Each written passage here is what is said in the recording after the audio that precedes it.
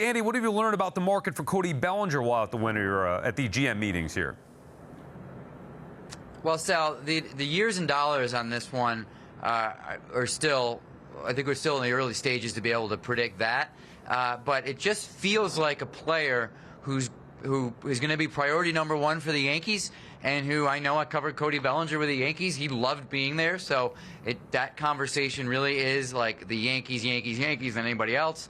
I do think clearly he solves a lot of the Mets' problems just because he's such a good baseball player, so versatile. He prevents runs from a lot of different positions, but when you look at all the chess pieces on the board for the offseason, let's say the Mets made a strong play for Cody Bellinger over the next couple of weeks. They sign him, they can say they have a first baseman.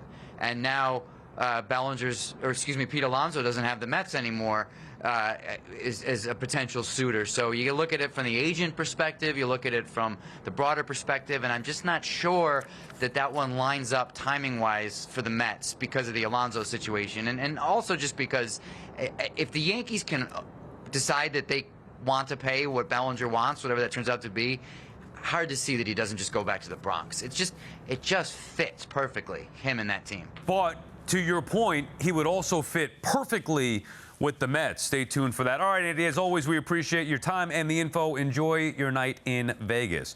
Harper, bring it back in-house here. You expecting another bidding war between the Mets and Yanks? Listen, it could be. I mean, he does. Andy's right. I mean, he does fit the Mets perfectly. In some ways, I think he's even more perfect if Alonso comes back. If you add Bellinger and Alonso, now you got Bellinger can play first base and allow Alonso to DH at times and also move around, play some center field, and while kind of keeping the door open for Carson Bench, who Stearns talked about the other day.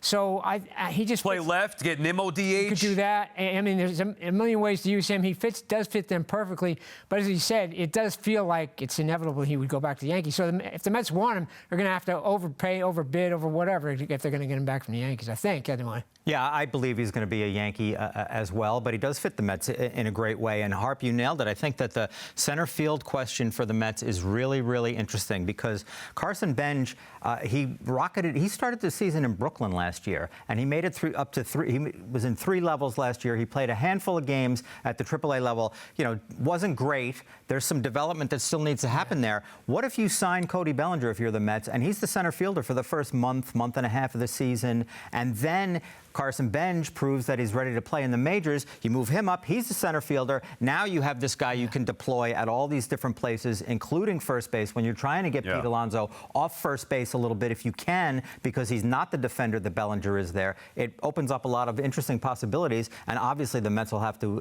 investigate here. Yeah, the Yankees will be worse without Cody Bellinger, just because of the flexibility he provides in the lineup, in the field. This year he came back, hit 29 tanks, 98 RBIs. Like, he came back offensively. I love his story because he was down and out. Nobody wanted him, came back, came through the Cubs, back with the Yankees. Like, he looks so good. He's only going to be 30 the whole season, 10 years in the big leagues, and he's 30 years young. Like, that's incredible. The Mets, I think if they get him, would have quite the juggling act to provide, especially if Carson Bench can come up and do the job. Obviously, David Stearns talked about needing somebody who can play that lockdown spot, right? Tyrone Taylor was 7 runs defensive saved. Like, he did that. He was so good, but the offense wasn't there. I like Cody Bellinger a lot with the Yankees. Andy said it.